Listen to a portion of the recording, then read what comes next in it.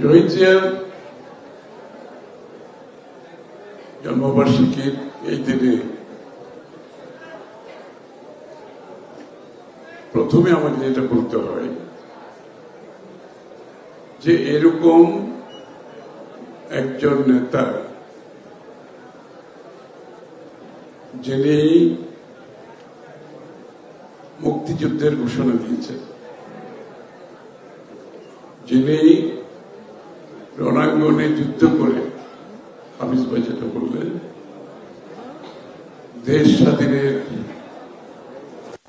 স্বাধীনের বাংলাদেশে স্বাধীনতা এনেছেন এবং সম্মুখ যুদ্ধে জীবনের ঝুঁকি নিয়ে একজন সৈনিকের ভূমিকায় অবতীর্ণ হয়েছেন, যিনি একজন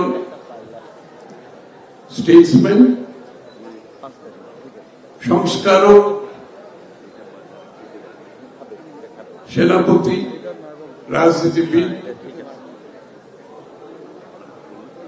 সেই মুক্তিযুদ্ধ থেকে শুরু করে আজ পর্যন্ত যিনি বাংলাদেশকে একটি জাতি সত্তা দিয়েছেন, বাংলাদেশি জাতীয়তাবাদের মাধ্যমে। আমি তো এইসব গুণাবলীর এত কিছু সমাহার আমি কোন নেতার মধ্যে দেখতে পাইনি। আমার মাথায় কিন্তু একজন নেতার, বিশ্ব নেতার কথা আমার মাথায় আসে, সেটা হচ্ছে জর্জ ওয়াশিংটন, যিনি আমেরিকার মুক্তিযুদ্ধে নেতৃত্ব দিয়েছিলেন ব্রিটিশের বিরুদ্ধে, যিনি একজন বড় সংস্কারক ছিলেন, স্টেটসম্যান ছিলেন, জাতি সত্তা দিয়েছেন এবং আমেরিকার অর্থনৈতিক, সামাজিক, রাজনৈতিক ফাউন্ডেশন দিয়েছেন। আমি শুধু একজনকে আমার মাথায় আসে, হয়তো কেউ থাকতে পারে। এত গুণাবলী একটি মানুষের, একটি নেতার মধ্যে আমার অন্তত জানা নাই। এইরকম একজন নেতা আমাদের দলের প্রতিষ্ঠাতা। তিনি দলের ফাউন্ডেশন দেন নাই, শুধু বাংলাদেশের ফাউন্ডেশন দিয়ে গেছেন সত্যিকার অর্থে স্বাধীনতার পর, এবং সেই ফাউন্ডেশনের উপর ভিত্তি করে বাংলাদেশ কিন্তু আজকে যেখানে দাঁড়িয়ে আছে, এত চড়াই উতরাইয়ের মধ্যেও ফাউন্ডেশন যেটা উনি দিয়েছেন সেটা এত শক্তিশালী ফাউন্ডেশন যে যার উপর বাংলাদেশ এখনো দাঁড়িয়ে আছে। বাংলাদেশের রাজনীতি, বহুদলীয় গণতন্ত্র, মুক্ত বাজার অর্থনীতি এবং সর্বস্তরের মানুষের রাজনীতিতে সমানভাবে অংশগ্রহণ, সর্বস্তরের মানুষের অর্থনীতিতে সমানভাবে অংশগ্রহণ করে, পুরুষ, মহিলা, শিশু, জাতি, ধর্ম নির্বিশেষে সকলের জন্য একটি রাষ্ট্রের সমান অধিকার। আমরা যে সংস্কারের কথা বলি, আজকে সংস্কারের মূল নায়ক হচ্ছে দেশের নায়ক শহীদ প্রেসিডেন্ট জিয়াউর রহমান সাহেব, এবং যেই সংস্কারের ভিত্তিতে বাংলাদেশ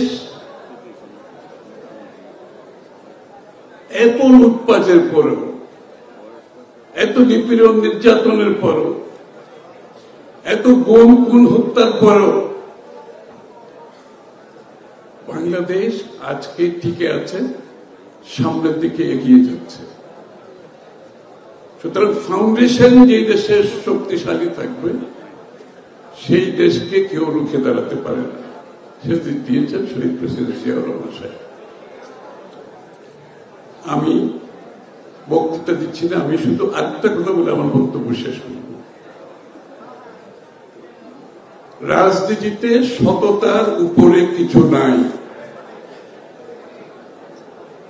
সবচেয়ে বড় ফাউন্ডেশন দিয়েছেন শহীদ প্রেসিডেন্ট জিয়াউর রহমান সাহেব, সততার ফাউন্ডেশন বাংলাদেশে, দলের মধ্যে, রাষ্ট্রের মধ্যে, রাজনীতির মধ্যে। আমরা যেন এটা ভুলে না যাই। বিএনপির কোন নেতা কর্মীর বিরুদ্ধে যদি সততা নিয়ে প্রশ্ন উঠে, তার বিএনপিতে থাকার কোন অধিকার নাই। এটাকে হৃদয়ে ধারণ করতে হবে। আমাদের প্রেসিডেন্ট জিয়াউর রহমান সাহেব সবকিছু ফাউন্ডেশন দিয়ে গেছেন, দেশনেত্রী বেগম খালেদা জিয়া তার উপর ভিত্তি স্থাপন করেছেন, দেশনায়ক তারেক রহমান সাহেব তার নেতৃত্বে সমস্ত বাংলাদেশকে আবার ঐক্যবদ্ধ করেছেন। আমরা জাতি হিসেবে আবার ঐক্যবদ্ধ হয়েছি, ফ্যাসিস্টকে বিতাড়িত করেছি এবং রাজনীতিতে তারেক রহমান সাহেব যে নতুন টোন সেট করেছেন সেটা আমাদেরকে বুঝতে হবে, ধারণ করতে হবে। সেটাকে মাথায় রেখে আগামী দিনে চলতে হবে। সততার কোনো বিকল্প নাই। বিএনপিতে সবকিছু আছে, যদি আমরা সৎ থাকতে পারি, সৎভাবে আগামী দিনে আমাদের পথ চলতে পারি, বিএনপিকে রুখে দেওয়ার শক্তি বাংলাদেশের কেউ নয়। আরেকটা কথা বলে শেষ করছি। দেশনেত্রী বেগম খালেদা জিয়া তারেক রহমান সাহেবের নেতৃত্বে গত 16 বছরে বিএনপির নেতা কর্মীরা ত্যাগ স্বীকার করতে শিখেছে, ত্যাগ স্বীকার করতে শিখেছে। গুম, হত্যা, মিথ্যা মামলা, পুলিশের হেফাজতে মৃত্যু, জেলখানায় বিনা চিকিৎসায় মৃত্যু, বাড়িঘর ছেড়ে পালিয়ে থাকা, ব্যবসা বাণিজ্য হারা, চাকরি হারা, চরম ত্যাগ স্বীকার করেছি আমরা সবাই, তাই না? এবং ত্যাগ স্বীকার করে আমরা একটি পরিণত দলে পরিণত হয়েছি। এটা যাতে আমরা নষ্ট না করি আগামী দিনে, এটা মাথায় রাখতে হবে। এটা নষ্ট করা যাবে না, এটা ধরে রাখতে হবে। এটা যদি ধরে রাখতে পারি, বিএনপির ভবিষ্যৎ উজ্জ্বল ভবিষ্যৎ, বিএনপির ভবিষ্যৎ বাংলাদেশ দেশ গড়ার যে ফাউন্ডেশন জিয়া রহমান সাহেব দিয়েছেন, সেটা তারেক রহমান সাহেবের নেতৃত্বে আগামী দিনে